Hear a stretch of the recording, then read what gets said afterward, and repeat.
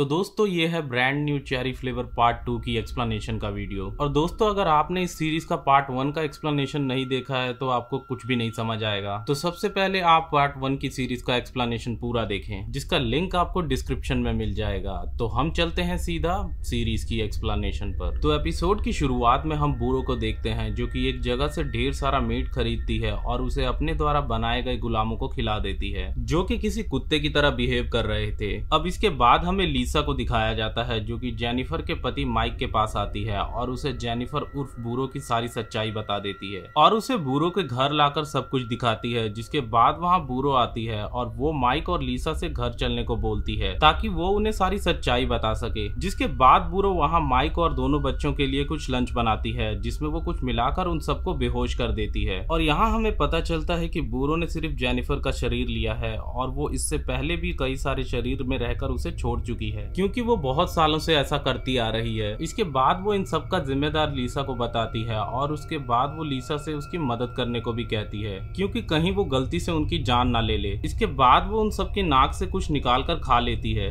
जिससे वो लोग होश में रहने के बाद भी सब कुछ भूल जाएंगे। अब इसी दौरान लीसा के मुंह से फिर से एक बार बिल्ली का बच्चा निकलता है और लीसा वहाँ से नाराज होकर चली जाती है, क्योंकि वो ये सब नहीं चाहती थी। अगले सीन में हम लू को मैरी के घर देखते हैं और हम देखते हैं कि मैरी की एक आंख नहीं होती। अब यहाँ पर लू को पता चलता है कि लीसा मैरी पर काफी ज्यादा प्रेशर डाल रही थी कि वो अपने किरदार को अच्छे से करे, और इस शॉर्ट फिल्म को उन्होंने मैरी के घर पे ही शूट किया था और इसमें सारे पैसे मैरी के ही लगे थे। इसके बाद मैरी बताती है कि इस फिल्म की शूटिंग के बारे में उसे कुछ भी याद नहीं, और उसे याद है तो बस सिर्फ एक चीज, क्योंकि उस दिन उसने लीसा के अंदर किसी और को देखा था और उसके बाद क्या हुआ उसे कुछ भी पता नहीं। लेकिन कुछ घंटों बाद मैरी को कुछ लोगों ने सड़क पर खून से लथपथ देखा था और उसके नाखूनों में कुछ लगा था। ऐसा लग रहा था कि उसने खुद ही अपनी आंख निकाली हो, लेकिन उसने उस आंख के साथ क्या किया ये भी उसे याद नहीं। इस पर लू उसे अपने घर आकर वो शॉर्ट फिल्म देखने को कहता है, क्योंकि मैरी की कहानी सुनने के बाद उसे पता चल जाता है कि उसने वो शॉर्ट फिल्म नहीं देखी थी, और लू उसे अपने साथ आने को कहकर वहाँ से चला जाता है। इसके बाद लीसा को कोर्ट का फोन आता है, जो उसे हॉस्पिटल उस डायरेक्टर की हालत देखने के लिए बुलाता है। और यहाँ रास्ते में लीसा को जोनाथन दिखाई देता है और वो हॉस्पिटल तक लीसा का पीछा करता है। यहाँ हम साफ साफ देख पाते हैं कि जोनाथन किसी ज़ॉम्बी की तरह चेंज हो गया था। अब यहाँ पर हमें ल्यू की वाइफ